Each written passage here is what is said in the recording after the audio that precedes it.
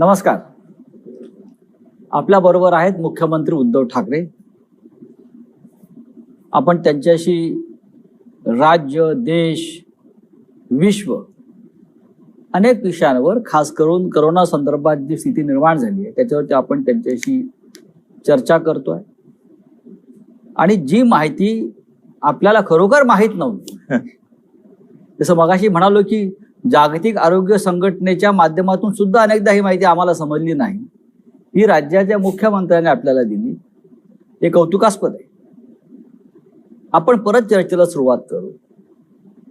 उद्धवजी, जसं आपण मगाशी किंवा आधीच्या भागात सांगितलं की राज्याची अर्थव्यवस्था ही तितकीशी चांगली नाही, पण हे अर्थव्यवस्थेचं संकट जे आहे हे फक्त आपल्या राज्यापुरतं नाहीये, हे देशावरचं संकट आहे, जगावरती, आणि प्रामुख्यानं जगावरचं. अनेक देश तर असे आहेत की तिथे भूकबळी उपासमार होईल अशा प्रकारची अर्थव्यवस्था तिकडे निर्माण झालेली आहे. तरीही महाराष्ट्र एक असं राज्य आहे, हे आर्थिकदृष्ट्या, औद्योगिकदृष्ट्या देशात सतत पहिल्या क्रमांकावर राहिलं. कोट्यावधी लोकांना देशातला रोजगार देणारं हे राज्य आहे. जर ह्या राज्याचीच अर्थव्यवस्था अशा प्रकारे डळमळीत झाली तर देश डळमळीत होईल. मी एक सांगतो तुम्हाला, दोन महत्वाचे मुद्दे आहेत. मगाशी ज्याचा मी उल्लेख केला की माननीय पंतप्रधान मध्ये मध्ये व्हिडिओ कॉन्फरन्सिंगच्या माध्यमातून देशातल्या सर्व मुख्यमंत्र्यांशी संवाद साधतात.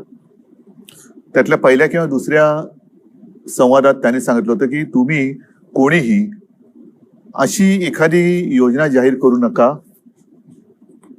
की जिच्यामुळे भविष्यात आपल्याला अडचण निर्माण होईल. बरं. सवंग लोकप्रियतेच्या अट्टहासापायी उगाच काहीतरी सूट हे दिलं ते दिलं असं जाहीर करू नका, कारण जशी तुमची परिस्थिती आहे तशीच आमची पण आहे, म्हणजे केंद्राची पण आहे. हे सत्यच आहे की जागतिक अडचण आहे. पण या सर्व काळामध्ये मी जे तुम्हाला सांगितलं की आपण सर्व मिळून प्रयत्न तर करतो आहोत. गेल्या महिन्यामध्ये विविध म्हणजे जागतिक दर्जाच्या ज्या काही मोठ्या कंपन्या आहेत त्यांच्यासोबत आपण MOU जे काही सह्या केलेल्या आहेत त्याच्यात किमान 16,000 कोटीची गुंतवणूक ही महाराष्ट्रामध्ये येते. म्हणजे ह्या सगळं रिव्हर्स गिअर टाकलं गेलेलं आहे आणि त्या रिव्हर्स गिअरमध्ये ही गुंतवणूक आपल्याकडे येते. तर असं काही नाही की सगळं काही संपलेलं आहे किंवा सगळं काही संपणार आहे. हा काळ आहे, हा आणीबाणीचा आहे, अटीतटीचा आहे, तो काढणं आपल्याला फार गरजेचं आहे. त्याच्यात एकमेकांना सावरणं हे फार महत्वाचं आहे.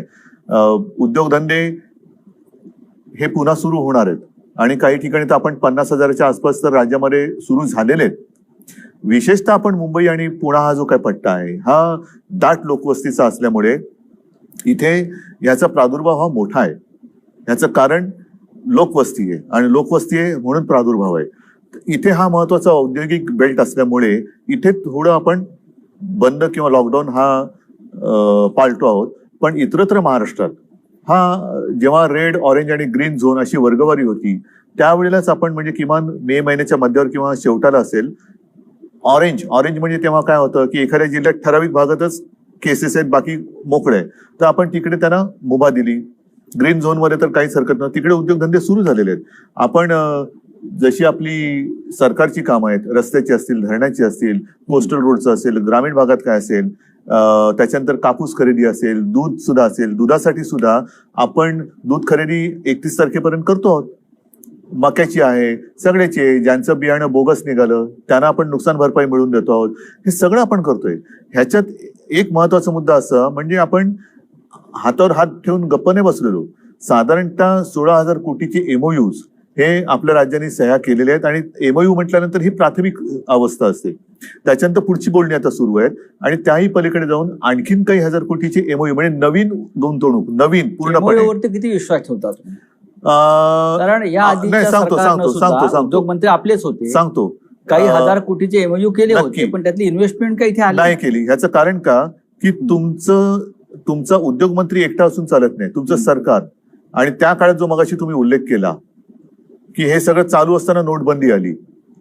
अनिश्चितता, धोरणांची अनिश्चितता असेल तर गुंतवणूक येणार नाही. आता आपल्या राज्यामध्ये, मी राज्यापुरतं म्हणेन की अनिश्चितता नाही. आपण अनेक काही गोष्टी, सुविधा ह्या केवळ सगळं काही आपलं गहाण टाकून करतोय अशातला भाग नाही. पण ज्या काही गोष्टी आपण करू शकतो आहोत, मग जमिनीसाठी सुद्धा त्याच्यामध्ये काही नियमांची एक सोपीकरण असेल, इज ऑफ डुईंग बिझनेस ज्याला म्हणतो, या सगळ्या गोष्टी आपण आणतो आहोत आता. आणि हे बघितल्यानंतर मला पूर्ण विश्वास आहे की हे एमओयू केले ते पूर्ण अंमलात आणून देण्याची जबाबदारी ही सरकारची आहे. आणि सरकारने जे वातावरण तयार केलेले आणि करत आहे, जो विश्वास एक लागतो, त्यातून ही गुंतवणूक येईल नक्की. ही गुंतवणूक येत असताना साहजिकच आहे, मग आधी असलेले उद्योगधंदे आहेत त्यांना तर आपण गो अहेड दिलेलं आहे, ते काम चालू करतायत. जिथे जिथे लॉकडाऊन नाही तिकडे दुर्दैवाने किंवा नाईलाजाने जिथे पुन्हा अशी परिस्थिती निर्माण होते तिकडे मात्र पुन्हा आपल्याला बंद करण्याखेरीज तात्पुरता पर्याय नाहीये. तर असं समजण्याचं कारण नाही की सगळं काही संपलंय. मी अजिबात निराशावादी नाही, मी स्वतः निराशावादी नाही आणि मी निराशावादी कोणाला होऊ देणार नाही. आपल्या नेतृत्वाखाली सकारात्मक कार्य चाललेलं आहे, राज्याला ऊर्जा मिळते आहे, या सगळ्या गोष्टी लोकांनी स्वीकारलेल्या आहेत.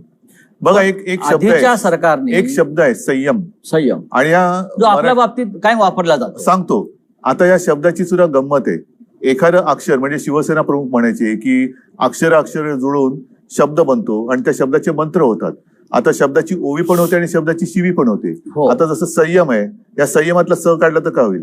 यम होतो. मग काय पाहिजे तुम्ही ठरवा, संयम पाहिजे का यम पाहिजे? आपण संयम. त्याच्यामुळे तुम्ही कशाला आमंत्रण द्यायचं? संयम ठेवायचा का यम पाहिजे? उद्धव ठाकरे, मी हे नुसतं यमक नाही जुळवत आहे. उद्धव ठाकरे म्हणजे संयम हे समीकरण आहे या देशाच्या राजकारणात. माझ्यात आत्मविश्वास आहे, मी करून दाखवणार. होय, पण गेले 5 वर्ष जे सरकार होतं त्या सरकारमध्ये आपणही होता.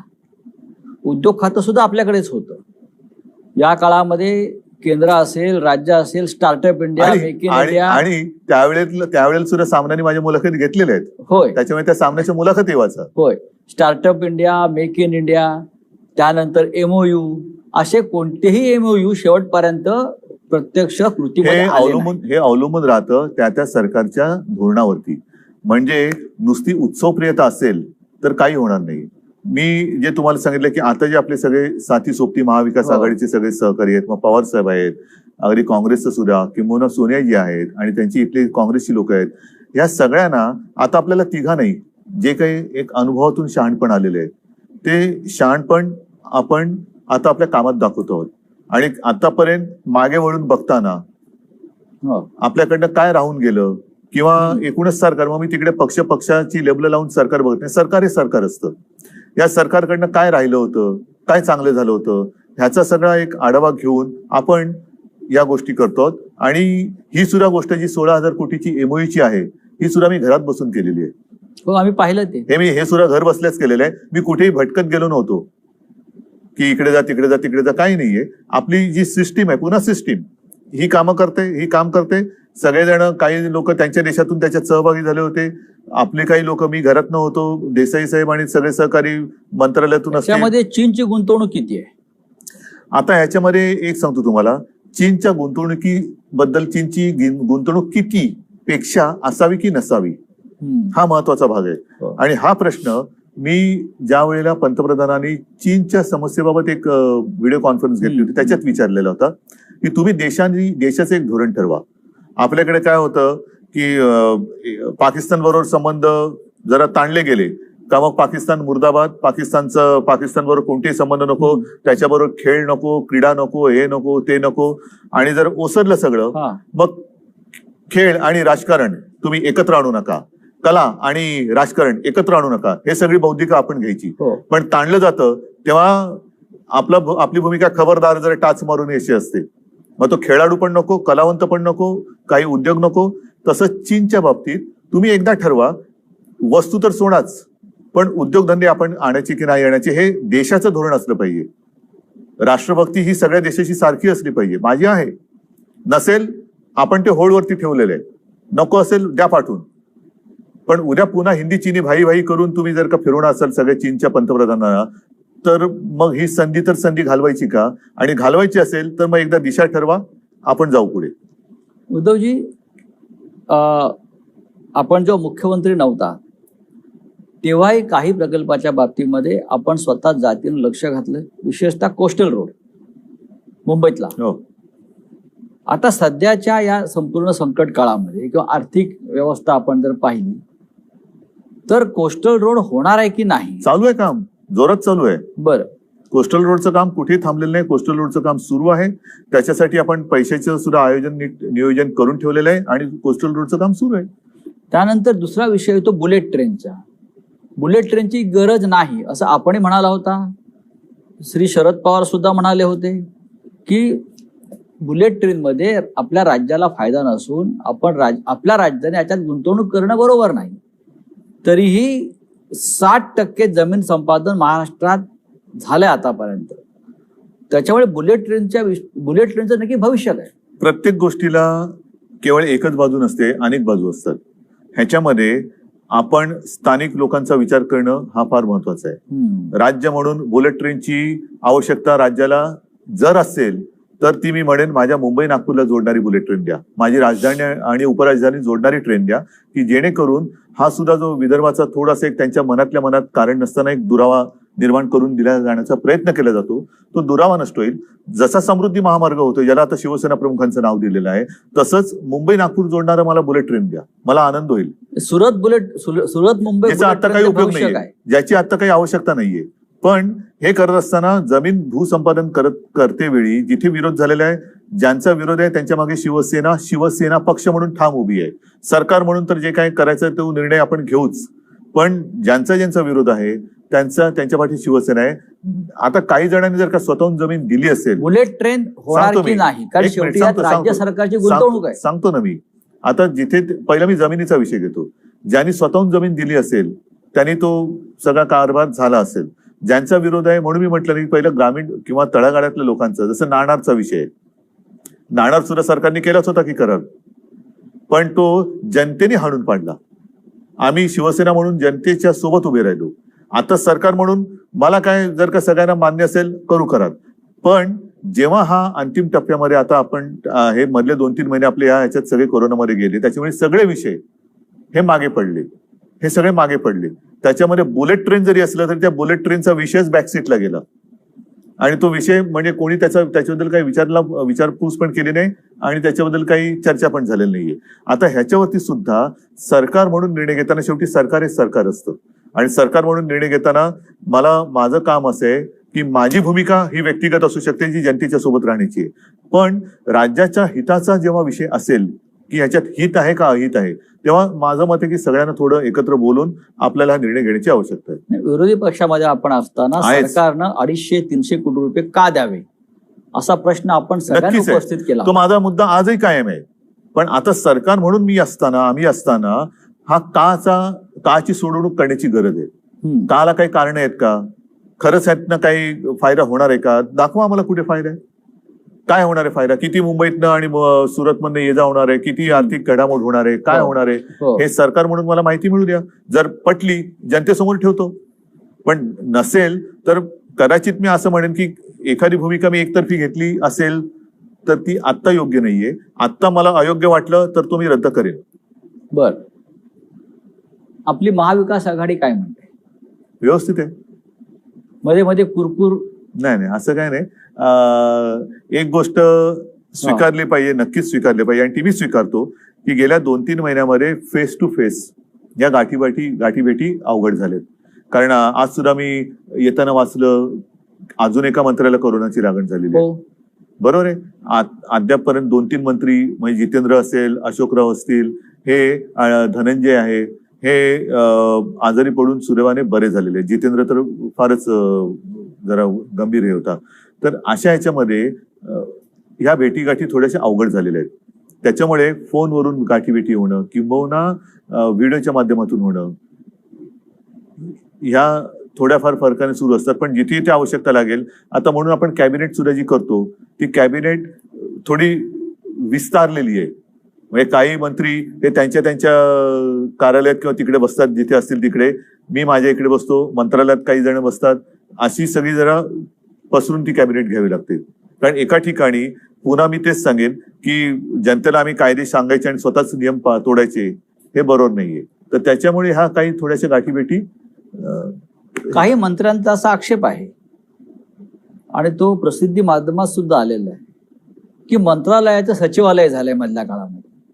उपस्थितीच नाहीये तिकडे कोणाची. सचिवालय म्हणजे जसं सचिवालयाचं नंतर मंत्रालय का झालं, कारण हे राज्य नोकरशाही चालवत नाही तर मंत्री चालवतात, लोक नियुक्त सरकार चालवतं.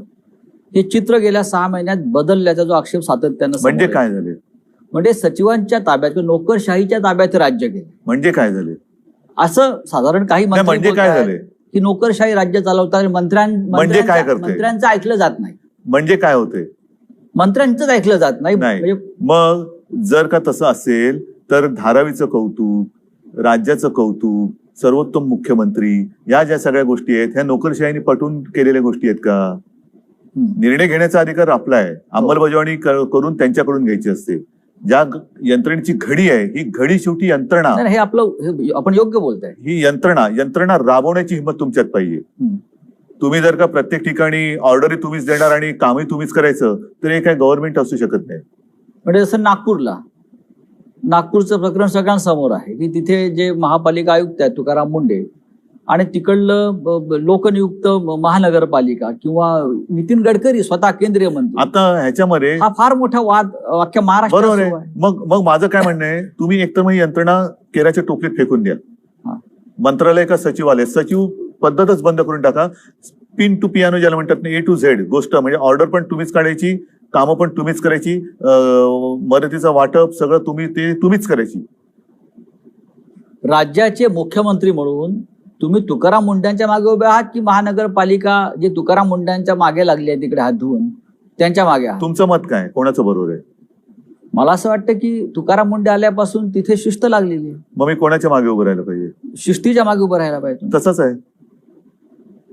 एखादा अधिकारी कठोर असू शकतो, कडक असू शकतो, पण त्याचा तुम्ही त्या कठोरपणाचा लोकांच्या हितासाठी उपयोग करून घेत असाल. एक गोष्ट अशी आहे की त्यावेळेला त्यांनी जे काही कायदे किंवा काही नियम कडकपणाने अंमलात आणवले हे काही जणांना परवडत नसतील. तिथे आता इलेक्शनचा जमाना नाहीये. आधी जर मतदार वाचले तर मतदान होणार आहे आणि त्याच्यात जर का तुकाराम मुंडेंनी एखादी गोष्ट कडकपणाने अंमलात आणली तर अशा अधिकाऱ्याच्या पाठी उभं राहायला पाहिजे. बर, आताताईपणा कोणीच करू नये.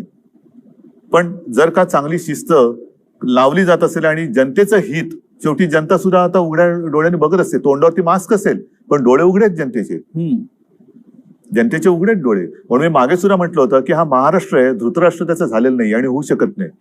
आघाडीचं सरकार चालवताना मर्यादा असतात असं मनमोहन सिंग नेहमी म्हणायचे. अटल बिहारी वाजपेयी सुद्धा असंच म्हणत होते. अनेक पक्ष एकत्र असतात, प्रत्येकाची भूमिका वेगळ्या असतात. मनमोहन सिंग सुद्धा एकदा त्रागाने म्हणाले होते की मी काही निर्णय घेऊ शकत नाही, हे आघाडीचं सरकार आहे, मर्यादा असतात. आपलंही तसं मत आहे का? मनमोहन सिंग यांना प्रशासनाचा अनुभव होता. बरं, त्याच्यामुळे त्यांना मर्यादेचं एक भान होतं. मला प्रशासनाचा अनुभव नाही, त्याच्यामुळे मला मर्यादेचं भान नाही. बरं, हे 3 चाकी सरकार आहे असं म्हणतात, रिक्षा असं विरोधी पक्ष म्हणतात. पण ते गरीबाचं ना. बुलेट ट्रेन का रिक्षा, मी रिक्षा गरीबाच्या मागे उभा राहील. ही 3 चाकी, हे माझी भूमिका काही बदलत नाही. म्हणजे कोणी याचा गैरसमज करू नये की मुख्यमंत्री झाल्यावर मी बुलेट ट्रेनच्या मागे उभा राहील. नाही, मी एवढंच म्हटलेलं आहे, मुख्यमंत्री झाल्यानंतर मी सर्वांगीण जरा विचार करून, जर माझं मत विरोधी पक्षात होतो आणि जेव्हा लोकांच्या सोबत आहे त्याच्यामुळे बुलेट ट्रेन नको हे आहेच. पण आता सुद्धा जर का ते सगळ्यांच्या मताने नको असेल तर ते मी नाही करणार. आणि म्हणून तीन चाकं तर तीन चाकं, ती चालतात नाही एका दिशेने. शेवटी केंद्रामध्ये किती चाकं आहेत? हे 3 पक्षाचं सरकार आहे. केंद्रात किती पक्षाचं सरकार आहे? अनेक पक्ष आहेत नाही, मी त्याच्यावर. जेव्हा गेल्या वेळेला इंडियन गेलो होतो तेव्हा ते 30-35 चाकाची म्हणजे रेल्वे गाडी होती. आता आपलं एक चाक बाजूला गेलंय. आणि शिवाय केंद्रात काही ठिकाणी आणि इतर अपक्ष म्हणजे एक हे पण असते, स्टेपनी पण असते. हो हो. ह्या 3 पक्षामधले जे प्रमुख पक्ष आहेत, शिवसेना आहेच, काँग्रेस आहे, राष्ट्रवादी आहे. काँग्रेसचा असा आक्षेप आहे की मुख्यमंत्री राष्ट्रवादीला झुकतं माप देतात. म्हणजे काय करतात? नाही, त्यांचा एक प्रेमळ आक्षेप सुरुवातीला होता. तो गैरसमज मी मध्ये भेटल्यानंतर तो दूर झालेला आहे. आणि असं काय तो तीव्र त्याच्यात काही हे नव्हतं. बरं. काही शेवटी असे सगळेच जण निवडणुका लढवून निवडून येत असतात. जनतेच्या काही अपेक्षा त्यांच्याकडनं असतात, म्हणून तर जनता मतं देते. आणि त्या अपेक्षा जर आपण पूर्ण करू शकत नसू असं जर कोणाला वाटत असेल तर तो काय त्यांची ती काही चूक याच्यातला भाग नाहीये. त्या अशा अपेक्षा ह्या व्यक्त करणं हा काही गुन्हा नाहीये. तर मला असं वाटतं अशा काही गोष्टी आक्षेप मी म्हणत नाहीये, पण सुरुवातीच्या काळामध्ये थोडंफार असं त्यांच्या मनात असेलही. माझ्याशी ते असे काही अगदी ठामपणाने बोलले नाही की आम्हाला तुम्ही विचारतच नाही, अमुकच नाही. माझं पवार साहेबांशी पण चांगलं हे आहे. कधी कधी मी अगदी काही नित्य नियमाने नाही, पण सोनियाजींना पण मी फोन करत असतो. शरद पवारांचं किती मार्गदर्शन लाभतं? त्यांना अनुभव राज्य चालवण्याचा भरपूर आहे. त्यांच्या बरोबरच्या भेटी ह्या एक वेगळा अनुभव असतो. ते जेव्हा मला भेटतात तेव्हा असं काही नाही की ते असं काहीतरी काम किंवा काहीतरी असं घेऊन येतात, अजिबात नाही. कधीतरी त्यांचा फोन येतो, उद्या काय करताय? आणि बहुतेक वेळेला उद्या जर का सगळं व्यवस्थित जुळत असेल तर मी आणि त्यांची भेट ही होते. भेटीमध्ये मग त्यांचे काही ते जुने अनुभव सांगत असतात. लातूरला भूकंप झाला तेव्हा त्यांनी काय केलं होतं, चीनचा विषय निघाला तेव्हा ते चीनच्या दौऱ्यात त्यांचा अनुभव कसा, मग ते पंतप्रधानांसोबत त्यांच्या चीनच्या काय चर्चा झाली, मग अमुक एक कसं आहे, तमुक एक कसं आहे, म्हणजे जुन्या त्यांच्या अनुभवाच्या आठवणी ते सांगत असतात. शरद पवार हे या महाराष्ट्रातल्या किंवा देशातल्या शेतकऱ्यांचे एक महत्वाचे नेते आहेत. सहकार क्षेत्रामध्ये त्यांचं योगदान मोठं आहे. महाराष्ट्रातली साखर कारखानदारी अडचणीत येऊ नये या भूमिकेचे ते आहेत पहिल्यापासून. पण मी काल असं पाहिलं की राज्याचे विरोधी पक्षनेते देवेंद्र फडणवीस हे साखर उद्योजकांचे प्रश्न घेऊन अमित शहाना भेटले. ते पूर्ण देशातल्या साखर कारखानदारांबद्दल चिंता करत असतील. पण गृह खात्याकडे साखर कारखान्याचे काय प्रश्न असू शकतात? शेवटी साखर ही घरातच लागते ना, गृहामध्ये. कायदा सुव्यवस्था किंवा या संदर्भात गृह खातं म्हणजे त्यांना गृहमंत्री म्हणजे जरा जसा आदेश बांदेकर करतात कार्यक्रम तसे गृहमंत्री वाटले असते. अच्छा, होम मिनिस्टर. म्हणून त्या साखरेचा विषय गृहमंत्र्याकडे. कारण राज्यातल्या साखर उत्पादकांचा प्रश्न हा मुख्यमंत्र्यांच्या अखत्यारीत येत नाही का, असा माझ्या पुढे प्रश्न आहे. कल्पना नाही बाबा मला. पण दिल्लीत जाऊन त्यांनी एक घोषणा मात्र नक्की केली, ती म्हणजे हे सरकार पाडण्याचा आमचा इरादा नाही. हे त्यांनी महाराष्ट्र सदनामध्ये येऊन सांगितलं. हे किती दिलासादायक आहे तुम्हाला? माझं तर मी इथं बसलेलोच आहे. इरादा असेल नसेल, काही जण सांगतात की ऑगस्ट मध्ये सप्टेंबर मध्ये सरकार पाडणार. माझं म्हणणं आत्ता पाडा. माझी मुलाखत चालू असताना सरकार पाडा. मी काय फेविकॉल लावून बसलेलं नाहीये. पाडायचं तर पाडा, जरूर पाडा. त्याच्यात तुम्हाला पाडापाडी करण्यात आनंद आहे ना. काही जणांना घडवण्यात आनंद असतो, काही जणांना बिघडवण्यात आनंद असतो. बिघडवायचं असेल बिघडवा, मला नाही परवा, पाडा सरकार. ही तुमची भूमिका आहे की आव्हान आहे? हा माझा स्वभाव आहे. बर, हा माझा स्वभाव आहे. कारण एक फार कष्टातून निर्माण झालेलं सरकार आहे. हे सरकार उत्तम प्रकारे चाललंय. हे सरकार लोकप्रिय आहे. हे सरकार टिकायला पाहिजे असे या जनतेची भावना आहे किंवा या सरकारचं भवितव्य विरोधी पक्ष नेत्यावरती अवलंबून नाही. म्हणून मी म्हणतोय की पाडायचं असेल जरूर पाडा. बर, आत्ता पाडा. आता मध्य प्रदेश काँग्रेसचं सरकार पाडलं. राजस्थानमध्ये पाडण्याचा प्रयत्न झाला पण तिकडे कदाचित कोरोनाची स्थिती वाईट नसावी किंवा कोरोना साथ तिकडे पोहोचलेली नसावी. बरं, कारण इथल्या कोरोनाच्या परिस्थितीबद्दल गृहमंत्र्यांकडे किंवा दिल्लीत जाऊन विरोधी पक्ष नेत्यांनी तक्रार केली तर ही साथ जी जगात पसरली ती फक्त महाराष्ट्रामध्ये असेल, मध्य प्रदेशात नसेल. आता नंबर राजस्थानात नसेल. आता नंबर महाराष्ट्राचा असं ठामपणे म्हणतात. पण दुसरा प्रश्न एक गंभीर या निमित्तानं आला. राजस्थानचं सरकार पाडण्याच्या हालचाली सुरू असताना काँग्रेसचे फुटणारे नेते बंडखोर आणि भाजपचे काही नेते यांच्यामध्ये पैशाच्या देवाणघेवाणी संदर्भातल्या काही टेप समोर आल्या. फोन टॅपिंग हे बेकायदेशीर आहे. तरीही पैशाची ताकद लावून सरकार पाडणं हे काम सुरू आहे. दुसरं करू काय शकतात? लोकशाही आहे ना ही त्यांची. बरं, ही त्यांची लोकशाही. म्हणजे इथलं सरकार हे लोकशाही विरोधी आहे आणि तिथे आणणारं सरकार पैसे देऊन फोडून जर का ते करत असतील तर ते लोकशाहीला धरून आहे. ही लोकशाहीची व्याख्या, ही लोकशाहीची थट्टा हीच शिवसेना प्रमुखांना मान्य नव्हती आणि म्हणून ते म्हणायचे की ही तुमची असली दळबद्री लोकशाही ही असली, ही मला मान्य नाही. त्याच्यावरनं काय झालं? शिवसेना प्रमुखांना लोकशाही मान्य नाही. ही लोकशाही ही अशी तुम्ही लोकशाही मानता? हा जो पैशाचा वापर राजकारणामध्ये जो वाढतो त्याच्याविषयी आपलं काय मत आहे? बाळासाहेब ते नेहमी ह्याच्यावरती प्रखर प्रहार करायचे. आपण आज राज्याच्या पहिला क्रमांकाच्या सत्तेच्या खुर्चीवर बसलेला आहात. आपण जेव्हा हे पाहता मुख्यमंत्री म्हणून, नाही, हे सगळं घृणास्पद आहे. हे सगळं घृणास्पद आहे. म्हणजे इकडे हे जर का सत्य असेल आणि ते असत्य असण्याची शक्यता कदाचित कमी असेल, देव जाणे काय, तर पैशाचा वापर असा केला तर तो गुन्हा होत नाही. पण जर का तुमच्या कोणी विरोधात असेल तर त्याच्या मागे तुम्ही ससेमिरा लावता चौकशांचा. सगळे दिवस काही सारखे नसतात, दिवस बदलत असतात. आपण म्हणतो ना हे दिवस जातील, सगळेच दिवस जात असतात. म्हणजे नवीन दिवस येतील. ऑपरेशन लोटस महाराष्ट्रात सक्सेस होणार नाही, यशस्वी होणार नाही. करून बघा ना. मी काय भाकीत थोडीच करू. बर, करून बघा. फोडा. राष्ट्रीय एक महत्वाचा मुद्दा काय, असं कोणताही एक विरोधी पक्षातला नेता दाखवा जो दुसऱ्या पक्षात जाऊन सर्वोच्च पदावर गेला, मुख्यमंत्री किंवा पंतप्रधान झाले. मग तुम्हाला तुमच्या पक्षात असं काय मिळत नाहीये की जे तुम्ही दुसऱ्या पक्षात जाताय? आणि अशा कित्येक ठिकाणी आता अशी उदाहरणं आहेत की अशी ज्या वेळेला फोडाफोडी होते तेव्हा वापरा आणि फेकून द्या ही नीती सर्वांनी वापरलेली. हे आपल्याकडचं राजकारण आहे. त्याच्यामुळे हा एक जो संदेश आहे की दुसऱ्या पक्षांनी केवळ आपल्याला वापर आणि फेकून द्यासाठी आपला वापर करून द्यायचा, की आपण आपल्या पक्षामध्ये ठामपणाने काम करणं ठीक आहे. कदाचित एखादी व्यक्ती किंवा एखादा नेता हा आपल्या पक्षामध्ये आपल्यावरती अन्याय करू शकत असेल किंवा करत असेल, पण म्हणून तुम्ही त्या पक्षाचा त्याग करून दुसऱ्याची पालखी वाहणं, शेवटी पालखीच वाहणारच ना. का पालखीत बसणार आहेत मिरवायला? पालखीत कोण बसवायला तयार आहेत का तुम्हाला? अवश्य जा. मी कोणाच्याही उज्ज्वल भवितव्याच्या आड येऊ शकत नाही, येत नाही. जर तुम्हाला दुसऱ्या पक्षात अत्यंत म्हणजे पालखीत बसवण्याचं स्थान मिळत असेल, जरूर जाऊन पालखीत बसवा. पण पालखीचे भोई होण्यासाठी म्हणजे काय की नुसती वरात चालले पण माझ्या खांद्यावर पालखीचं ओझं आहे, एवढंच तुम्हाला समाधान आहे? मग पालखीचं ओझं व्हायचं असेल तर जाऊ शकतात.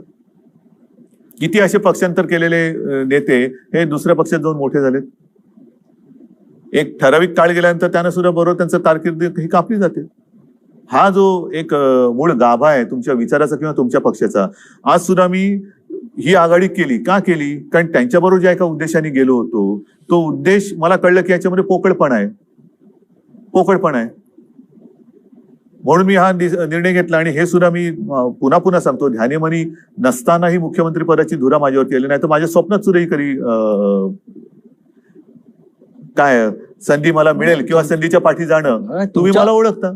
तुमच्या स्वप्नात हे नव्हतंच. पण हे महाराष्ट्राच्या किंवा जनतेच्या स्वप्नामध्ये होतं, बरोबर की नाही? मग आता माझी जबाबदारी आहे, जर का माझ्यावरती जबाबदारी आली असेल आणि आली आहे तर मी माझ्या राज्याची आणि माझ्या जनतेची स्वप्न पूर्ण करणारच.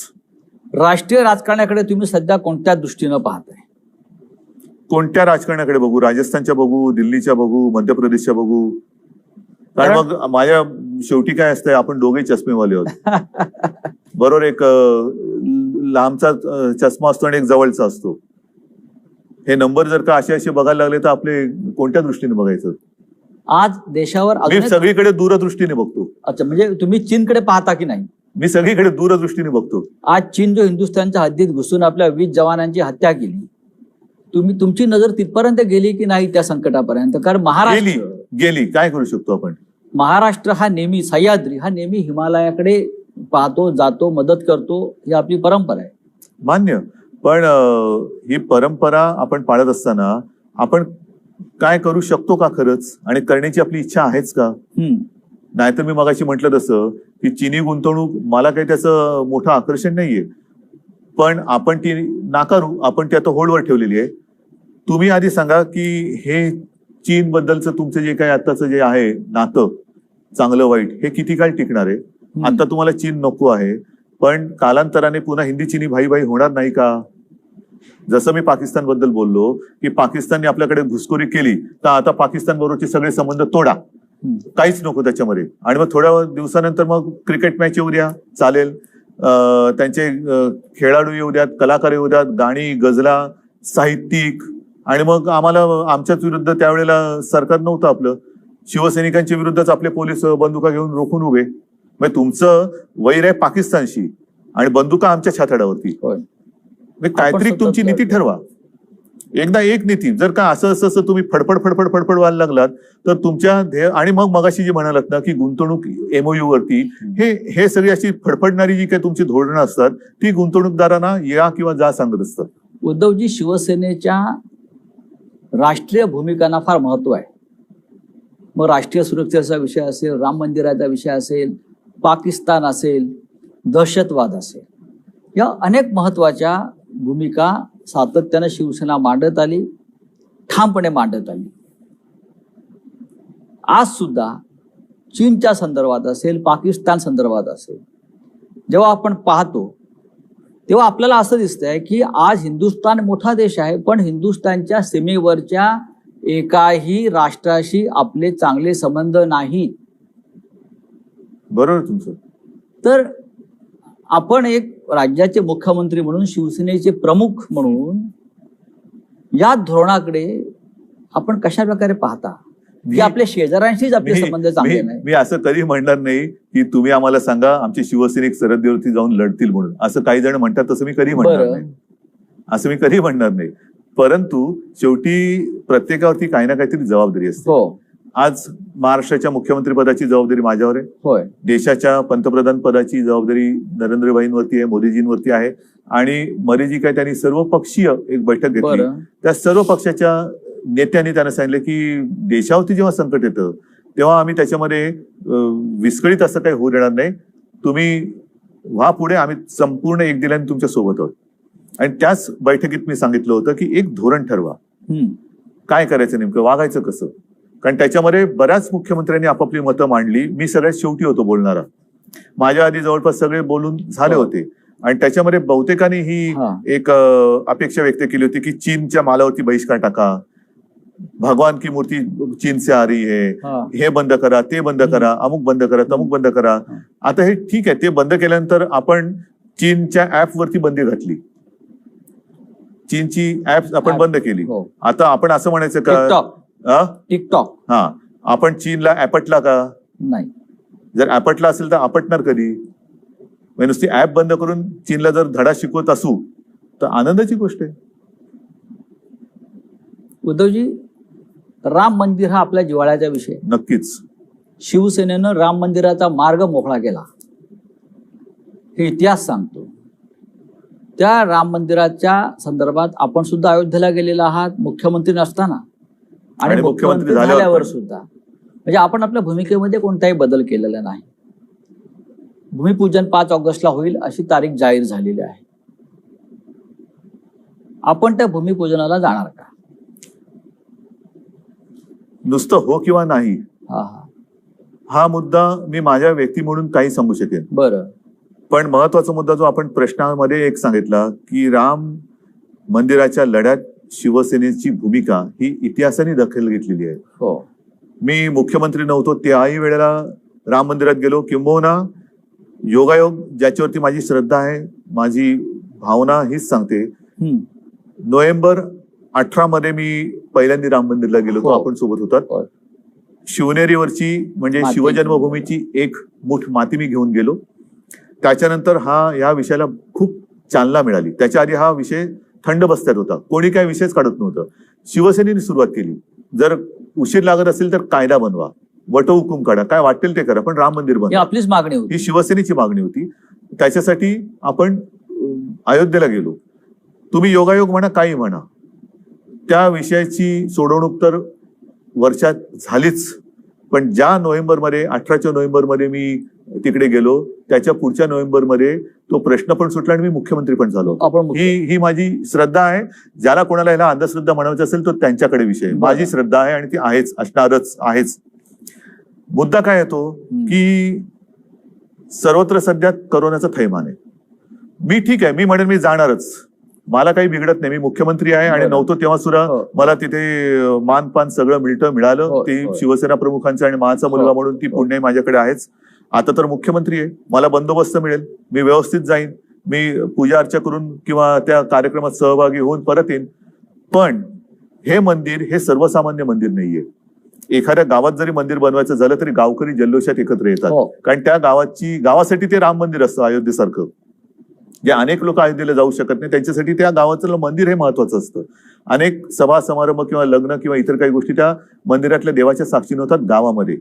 मग हा राम मंदिराचा मुद्दा आहे, ज्याला एका लढ्याची पार्श्वभूमी आहे, एक विचित्र पार्श्वभूमी आहे, ज्याच्यावरती बाबरांनी आक्रमण करून ते पाडून मशीद बांधली होती, त्याच्यात पुन्हा आता आपण मंदिर उभं करतोय. हा पूर्ण केवळ हिंदुस्थानातल्या हिंदूंचा नाही, जागतिक कुतूहलाचा विषय आहे. आज आपल्याकडे करोनाचं संकट असताना सर्व मंदिरांमध्ये जाणं येण्याला बंदी आहे. मी जाऊन येईन, पण लाखो राम भक्त जे तिकडे उपस्थित राहू इच्छित असतील त्यांचं तुम्ही काय करणार? त्यांना तुम्ही अडवणार का? त्यांना येऊ देणार आणि त्यांच्यामध्ये कळत नकळत करोनाचा प्रसार होऊ देणार? कारण हा आनंदाचा क्षण आहे.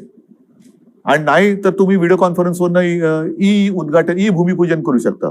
आपल्याला आठवत असेल की आपण मुख्यमंत्री म्हणून जेव्हा गेलात तेव्हा शरयूच्या तीरावरती आपल्याला आरती करण्यापासून थांबवलं, कारण करोनाचा प्रसार होता. तिथं सुरुवात होती, आपण सगळे तयारी केली, बरोबर आहे. आणि त्याच्या आधी जेव्हा गेलो होतो तेव्हा शरयूचा काठ कसा होता? भव्य आपण केलं होतं, म्हणजे खच्चून गर्दी होती, म्हणजे हालचाल करायला जागा नव्हती. हालचाल एवढं सगळं तो त्या विषयाला भावनेनी जोडली गेलेली माणसं आहेत. ह्या लोकांना तुम्ही थांबवणार कसे? माझं येणं जाणं मी करीन, मी तर मुख्यमंत्री म्हटल्यानंतर जाऊन येईन. अजूनही अधिकृत काही तारीख आलेली नाहीये. अधिकृत तारीख आलेली नसली तरी अधिकृत कार्यक्रम कसा असेल कल्पना नाहीये. आल्यानंतर तो कार्यक्रम आल्यानंतर आपण ते ठरवू. पण लाखो लोकांची जी भावना आहे की तिकडे उपस्थित राहावं, त्यांना तुम्ही कसं अडवणार? कारण तिकडे तो शरयूचा काठच महत्वाचा आहे. ज्यावेळेला हे सगळं चाललं होतं तेव्हा शरयू सुद्धा लाल झाली होती, राम भक्ताच्या रक्ताने. अशा लाखो लोकांच्या, करोडो लोकांच्या भावना त्याशी निगडीत आहेत. आजही तुम्ही त्या विषयाशी भावनेनं बांधलेला आहेच. कारण मला स्वतःला, मी 2 ते 3 वेळा अयोध्येला गेलो, पण तुम्हाला मी मनापासून सांगतो, मी अंधश्रद्धाळू नाही. माझे आजोबा, माझे वडील, आजोबांची मतं ही मला चांगली माहिती आहेत. आजोबा माझे नास्तिक नव्हते, त्यांची देवावरती श्रद्धा ही होतीच, पण ते त्याचबरोबरीने माझे वडील पण अंधश्रद्धाळू नव्हते. अंधश्रद्धा वेगळी आहे, नास्तिकपणा वेगळा आहे आणि आस्तिकपणा वेगळा आहे, श्रद्धा वेगळी आहे. श्रद्धा आणि अंधश्रद्धामध्ये एक पुसटची लाईन आहे, ती फार महत्वाची आहे. आणि त्या एका भावनेत मी सांगतो, मी ज्या वेळेला, मी आतापर्यंत मला वाटतं 3 वेळा आपण गेलो. 3 वेळा गेलो. 3 वेळेला मी जेव्हा त्या राम मंदिराच्या समोर, राम मंदिर आता ते रामाचं हे काय आपण बघितलं, आता भव्य दिव्य ते होईल, पण तो जो एक गाभारा आहे त्याच्या समोर उभा राहिल्यानंतर मला जो काही एक अनुभव आला, तो अनुभव मला आला, इतरांना आला असेलच, मी नाही म्हणत नाही. त्याच्यामुळे ह्याच्याबद्दल कोणी, या विषयावरती माझ्याशी कोणी वाद घालू नये किंवा कोणी मला शिकवू नये. उद्धवजी, शिवसेना म्हणजे गर्दी, हा गेल्या 50-55 वर्षाचा अनुभव. शिवसेना प्रमुख म्हणजे गर्दीचा महासागर. आपण सुद्धा शिवसेना पक्षप्रमुख झाल्यावरती सतत गर्दीत राहिलात. शिवसेनेनं हाक मारली की हजारो लाखो लोक रस्त्यावरती उतरतात, लाखोंच्या सभा आपण करतो. पण या नवीन स्थितीमध्ये आपण गर्दीपासून लांब झालो किंवा गर्दी ओसरली. शिवसेनेचा कालचा वर्धापन दिन सुद्धा आपण गर्दीशिवाय केला. गर्दी होती पण ती गर्दी, हे राजकारण कसं काय पुढे जाणार? नाही, अवघड आहे. आणि आता मी तुम्हाला म्हटलं ना की शिवसेना प्रमुखांची आठवण येते, ती ज्या वेळेला असे काही विजयोत्सव व्हायचे, शिवसेना प्रमुखांचा वाढदिवस असायचा, हो ना, त्या अखेरच्या ह्याच्यामध्ये ते खाली येत नसत. आणि त्यांचे फोटो आहेत खिडकीतून हात करताना.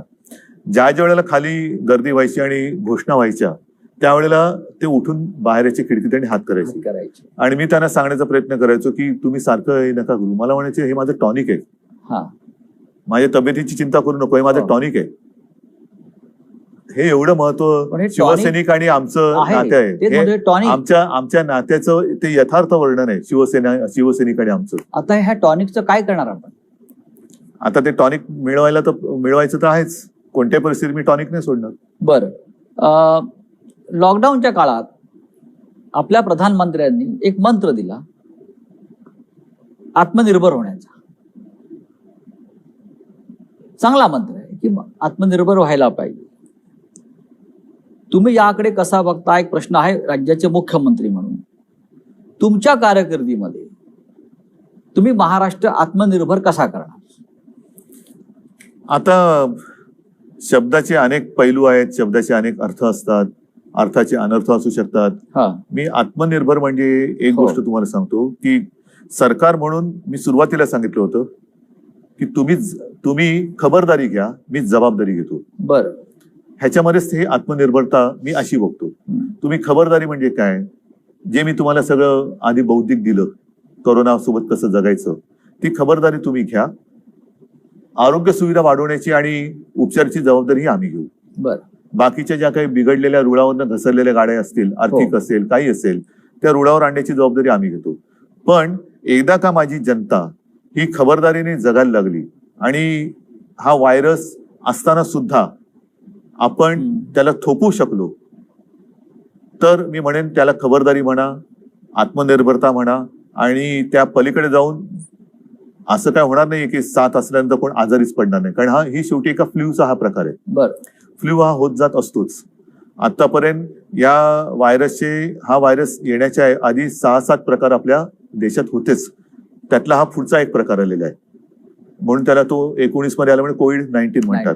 हा एखाद्या फॅमिलीतल्या किंवा कॅटेगरीतला आणखीन थोडासा सुधारित दुर्दैवाने असं म्हणावं लागेल प्रकार आहे. तर तो असला तरी त्याचा मुकाबला किंवा त्याला तोंड देणं, ह्याच्यासाठी सर्वसाधारण बाहेर हिंडताना फिरताना जगताना कसं जगायचं हे एकदा आपण अंगवळणी पाडणं, ह्याला मी आत्मनिर्भर म्हणेन, खबरदारी घ्या म्हणेन. आणि त्याच्यानंतर जर आवश्यकता लागली तर वेळेवरती जी काही औषधं आपल्याकडे उपलब्ध आहेत, कारण ह्याला अजून औषध नाही आलेलं, तर जीव वाचवण्याची जबाबदारी ही सरकारने घ्यायला पाहिजे. उद्धवजी, हे झालं सरकार, प्रशासन, शासकीय नेतृत्व. पण शेवटी आपले पंचप्राण शिवसेना आहेत. अनेक वर्ष आपण शिवसेनेचं काम करतो. आपण नेते आहेत, प्रमुख मार्गदर्शक आहात. शिवसेना प्रमुखाने आपल्याला एक वाट आखून दिल्या, त्या वाटेवरनं आपण जात आहोत. सातत्यानं आपण असं म्हणत आलो की 100% शिवसेना. काही काळापर्यंत आपण 2 पक्षांबरोबर होतो, म्हणजे एकाच पक्षाबरोबर आपली युती 2 पक्षाचे सरकार होतं. आज आपण 3 पक्षांबरोबर आहोत, पण मुख्यमंत्री आहोत. आपण मुख्यमंत्री आहोत आणि वेगळ्या वेगळ्या विचाराचे पक्ष आहेत. संपूर्ण महाराष्ट्र शिवसेना आपल्याला पसरवायची आहे, आत्मनिर्भर शिवसेना करायची आहे. हे आपलं स्वप्न कायम आहे का? आत्मनिर्भर शिवसेना असं म्हणतोय मी. विरोधी पक्षाचं काम तुम्ही करते की काय? हो, मी काय विरोधी पक्षात असतो असा आरोप आहे माझ्यावर. आता कुठे गाडी रुळावरती येते, रिक्षा आमची व्यवस्थित चालायला लागलेली आहे, स्टेरिंग माझ्या हातात बसलेले आहेत. कारण आणि एक सांगतो तुम्हाला, सत्तेमध्ये एका पक्षाचं सरकार याच्यासारखं मोठं स्वप्न नाहीये. बरं, पण हे स्वप्न तुमचं व्यक्तिगत स्वप्न असेल तर त्याला काडीचाही उपयोग नाहीये, काडीची किंमत नाहीये. कारण त्या स्वप्नामध्ये जनतेची स्वप्न जोपर्यंत येत नाही तोपर्यंत एका हाती सरकार येत नाही. आणि ती स्वप्न सरकार आल्यानंतर पूर्ण होत नसेल तर जी काडीची किंमत ज्याला म्हणतो मी नाही, त्याला जनताच काडी लावल्याशिवाय राहणार नाही. आता हा जो काही एक वेगळा प्रयोग महाराष्ट्राने केलेला आहे, विचारांनी भिन्न असलेले 3 पक्ष हे एक विचित्र राजकीय परिस्थितीमध्ये एकत्र आलेले आहेत. आणि ह्याच्यामध्ये मी सांगितलं ना, केवळ आणि केवळ एक अपरिहार्यता किंवा जबाबदारी म्हणून मी ही खुर्ची स्वीकारली. हे मानाचं पान आहे, मानाचं पद आहे, खूप मोठं आहे. पण जे माझं स्वप्न कधी नव्हतं ते मी स्वीकारलेलं आहे. आता ते स्वीकारल्यानंतर आपण जो आता अर्थसंकल्प मांडला, हा पहिला अर्थसंकल्प मांडला काय आणि तेच अधिवेशन गुंडाळावं लागलं काय. आता त्याच्यात ज्या काही गोष्टी आपण जाहीर केलेल्या आहेत त्या जनतेच्या हितासाठी आजपर्यंत कदाचित त्यातल्या गोष्टी अशाही आहेत की ज्या आजपर्यंत कोणी केल्या पण नाहीयेत आणि विचार पण केला नव्हता. तर ती एक माझी आता जबाबदारी आहे, ती पार पाडणं. हे करताना मी माझ्या कामाची सुरुवात तर केलेली होतीच आणि ती मी आजही करतोय. ती सुरुवात म्हणजे जे यांच्या भाषेमध्ये मी फिरायला सुरुवात केली होती. बरं. मी फिरत होतोच. विभागवार जी कामं त्यावेळेच्या कदाचित सरकारने केली नसतील, मी प्रत्येक विभागाची बैठक घेतली. याच्यात मला आजही माहिती आहे की मराठवाड्यातले काही जिल्हे बाकी राहिलेले आहेत, पण अन्यथा विदर्भ असेल, अर्धा मराठवाडा आहे, उत्तर महाराष्ट्र, पश्चिम महाराष्ट्र, कोकण, मुंबई, ही तिथे तिथे जाऊन मी माझ्या प्रशासनातल्या सहकाऱ्यांसोबत माझ्या विधिमंडळातल्या मग सर्व पक्षीय आमदारांची बैठक घेतली होती आणि त्यांची कामं आपण नोंदवून त्याच्याप्रमाणे काही ठिकाणी मी ऑर्डर्स पण दिलेले आहेत. तर ही सुरुवात मी केली होती कामाला. हे आल्यानंतर हे थांबलं. आता याच्यामध्ये मी जिथे जायचो तिकडे साहजिकच शिवसैनिकांना भेटायचो, काही कार्यक्रम शिवसैनिकांचे पण व्हायचे. ह्या सगळ्या गोष्टी ह्या गेल्या 2-3 महिन्यात थांबलेल्या आहेत. हा काळ एकदा सरला की त्याची पुन्हा सुरुवात होईल. मी पक्षप्रमुख आहेच. मुख्यमंत्री पद जे शिवसेना प्रमुख सांगायचे की या गोष्टी येतात जातात. कायमस्वरूपी आहे ते माझं पक्षाचं प्रमुख पद हे कायमस्वरूपी. त्याच्यात सुद्धा जसं शिवसेना प्रमुख म्हणायचे की शिवसैनिकांचा जोपर्यंत विश्वास आहे तोपर्यंत, त्याच्यामुळे ते मी कधीच सोडणार नाही आणि पक्ष वाढवण्याचा प्रयत्न मी करणारच आहे. उद्धवजी, जे सगळेच करतात. उद्धवजी, आपण जेव्हा पक्षाचं काम सुरू केलं, पक्षाचे शिवसैनिक म्हणून, नेते म्हणून, नंतर कार्याध्यक्ष म्हणून आणि साहेबांच्या नंतर म्हणजे शिवसेना प्रमुखाच्या नंतर शिवसेना पक्ष प्रमुख म्हणून हा एक फार मोठा पल्ला आपण गाठला. राज्याला मुख्यमंत्री आपण मिळवून दिला. मी पक्ष सत्तेवरती आहे. आपण जेव्हा, मला आठवते आपण जेव्हा कार्य सुरू केलं तेव्हा आपण शिवसेनेचे युवा नेते होता. आपला उल्लेख हा शिवसेनेचे युवा नेते म्हणून करत होता. आता आपण 60मध्ये पदार्पण करतो. येस. म्हणजे पण आता आपण 60 नाही, योगायोग आहे की 60व्या वर्षी मी मुख्यमंत्री जरी असलो तरी असं नाही आजच 60 केला होता 88 असं नाहीये. हा योगायोग आहे. नाही, आपण 60मध्ये पदार्पण करताय हा एक योगायोग नसेल, पण महाराष्ट्रासाठी मला वाटतं कदाचित जगातलं एकमेव माझं उदाहरण असेल जो सगळ्यात ज्याची कुवत कमी लेखली गेली तो पक्षाचा सर्वोच्च नेता झाला आणि ज्याची कुवत किंवा याला काय कळत नाही असं म्हणणारा राज्याचा मुख्यमंत्री झाला आणि आपण उत्तम प्रकारे काम करताय. राज्याच्या जनतेचे आपल्याला आशीर्वाद आहे, ते महत्त्वाचे. म्हणजे युवा नेते आपण. मी आजही तुम्हाला अत्यंत प्रामाणिकपणाने सांगतो, मी माझी आज देखील सही आपला नम्र म्हणूनच करतो. ही शिकवण बाळासाहेबांची आपल्याला सगळ्यांना, कारण हे बाळासाहेबांची पद्धत आहे आणि माझ्या आजोबांची पद्धत, माझ्या म्हणजे बाळासाहेबांची ही पद्धत. ह्या गोष्टी येतात जातात. जनतेशी आपण कायम नम्रतेने वागलं पाहिजे. कारण कधी कुठेही गेलो, मी मुख्यमंत्री असो वा नसो, मी आणि बाळासाहेबांचा मुलगा म्हणून मी कुठेही कधी गेलो तरी लोक मला हसून माझं स्वागत करतात, प्रेमाने आदरातिथ्य करतात, या बसा म्हणतात. हे जे काय ना, ही कमाई ही पूर्वजांच्या पुण्याची कमाई आहे. माझं कर्तृत्व शून्य आहे. उद्धवजी, जसं बघा युवा नेते होता आपण आणि आपण आज 60त प्रवेश करताय म्हणजे आपण सिनियर सिटीजन झालात असं मी म्हणतो. आता मला बसचा प्रवास फुकट मिळणार. म्हणजे आपल्या निमित्ताने इतरांना मिळेल. कसं तुम्ही पण मी आज बसमध्ये एक पाऊल टाकलं असेल तरी तुम्ही पाऊल टाकायच्या तयारीत आहे. तुमच्या बरोबरच आहे मी. मला सांगा की हा प्रवास जो आहे युवा नेता ते शिवसेनेचे आता ज्येष्ठ नेते किंवा हा प्रवास जो आहे ना, 60 हा प्रवास आता आपण असं म्हणतो मागे वळून बघताना हा फार महत्वाचा टप्पा आहे 60 आहे. पण हा प्रवास आता असं वाटतं की हा बुलेट ट्रेनच्या वेगाने झाला. बरं, आपल्याला इकडे तिकडे बघायलाच मिळालं नाही. या सगळ्या काळामध्ये मी अत्यंत प्रामाणिकपणाने सांगतो, असं काही जण जे म्हणतात ते खरं आहे की माझं एक क्षेत्र नाही, माझं एक खरंच क्षेत्र नाही. मी मूळचा कलाकार. ते करताना केवळ आणि केवळ शिवसेना प्रमुखांना म्हणजे माझ्या वडिलांना एक काहीतरी सहकार्य व्हावं आपल्या परीने, काहीतरी खारीचा वाटा, त्या निमित्ताने मी सुरुवात केली. माझी सुरुवातीचं पहिलं पाऊल होतं ते सामना. कारण तेव्हा मी बघत होतो, हे सगळं सांगून झालंय, रिपीट करण्याची काही आवश्यकता नाहीये. पण शिवसेना प्रमुखानंतर वेळ उसंत नव्हती. कारण तेव्हा आत्तासारखी साधनं नव्हती, हेलिकॉप्टर नव्हती, विमानं नव्हती. कुठेही जायचं झालं तरी गाडीने प्रवास करावा लागत होता. त्याच्यात सुद्धा एअर कंडिशन गाडीत असणं ही फार मोठी लक्झरी होती.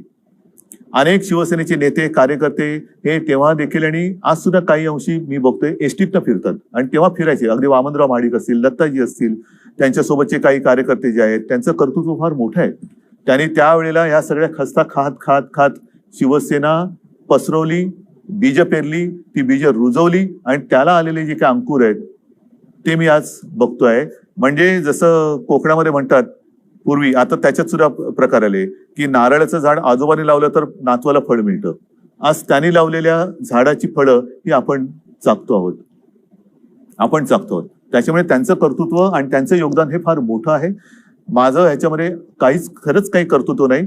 केवळ आणि केवळ मी या ह्याच्यामध्ये मनापासून इन्व्हॉल्व्ह झालो. जसं तुम्ही मगाशी सांगितलं की करोनावरती डॉक्टरेट आहे की काय, नाही असं नाहीये. कोणती जबाबदारी स्वीकारली तर ती पूर्णपणाने प्राणपणाने पार पडायची.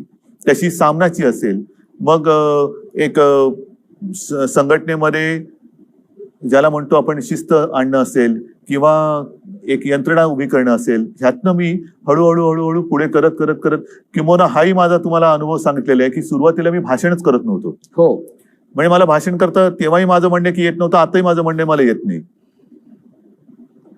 आणि आधी तर मला असं झालेलं की एका ठिकाणी तरी जोर जबरदस्तीने मला बोलवलं आणि तेव्हा मी ठरवलं की भाषण करायचंच, कारण लोकांना कळू दे मला काही येत नाही.